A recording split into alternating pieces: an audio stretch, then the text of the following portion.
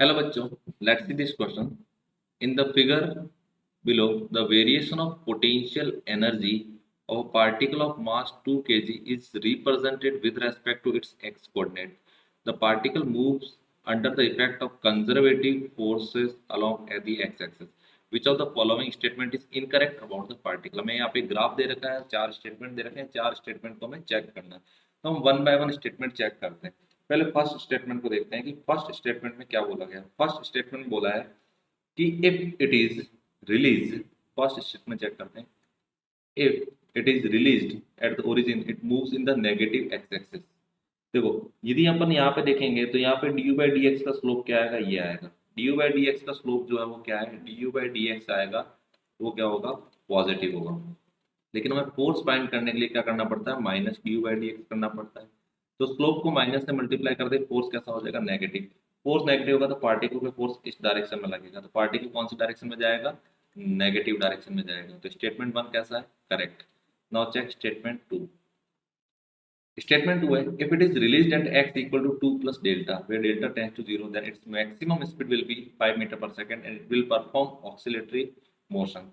अब इनिशियली वो कहाँ पे रखा हुआ है, x इक्वल टू 2 पे, जहाँ पोटेंशियल एनर्जी कितनी है, 10 जूल. कितनी दे रखी है, 10 जूल दे रखी है. अब यदि इस पार्टिकल को मैं यहाँ से मूव करवाऊंगा तो ये मूव कराएंगे तो अनस्टेबल पोजीशन है, तो ये पार्टिकल यहाँ से मूव करके कहाँ पे आ जाएगा, वो यहाँ पे आ जाएगा. यहाँ पे आ जाएगा, कहाँ पे, एक्स इक्वल टू 5 पे आएगा. तो एक्स इक्वल टू 5 पे पोटेंशियल एनर्जी कितनी हो जाएगी, -15 joule. Change in potential energy, conservative force काम कर रहे हैं, वो equal to change in kinetic energy होगा. तो डेल्टा के का वैल्यू कितना हो जाएगा, 25 जूल. पार्टिकल के पास में कौन सी वेलोसिटी, काइनेटिक एनर्जी कितनी हो जाएगी, 25 जूल हो जाएगी. So kinetic energy of particle मिल गया.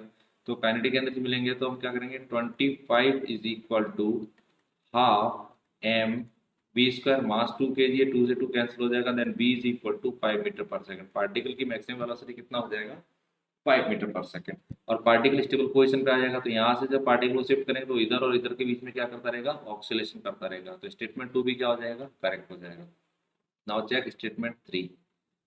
if initially x equal to -10 u is equal to √6i then it will cross x equal to 10 joule.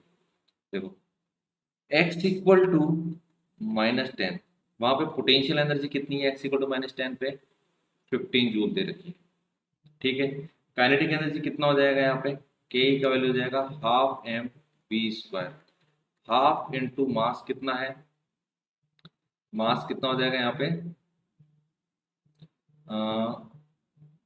मास हो जाएगा 2 kg मल्टीप्लाई √6 का square that is equal to 6 joule. तो total जो energy है वो कितनी हो जाएगी, 21 जूल.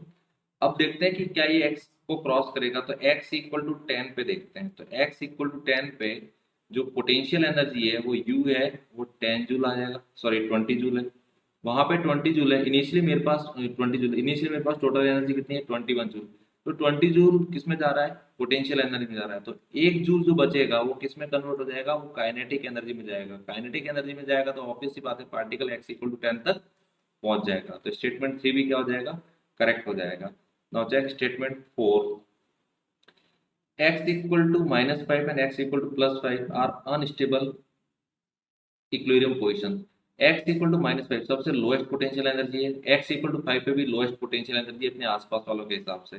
जब यहाँ पे पोटेंशियल एनर्जी लोएस्ट है तो कोई पीई जब लो होता है तो स्टेबिलिटी क्या होती है, स्टेबिलिटी क्या होती है, वो हाई होती है. तो x इक्वल टू -5 और x इक्वल टू 5 पे पार्टिकल क्या होगा, स्टेबल होगा. तो स्टेटमेंट फोर जो दे रखा है वो इनकरेक्ट दे रखा है.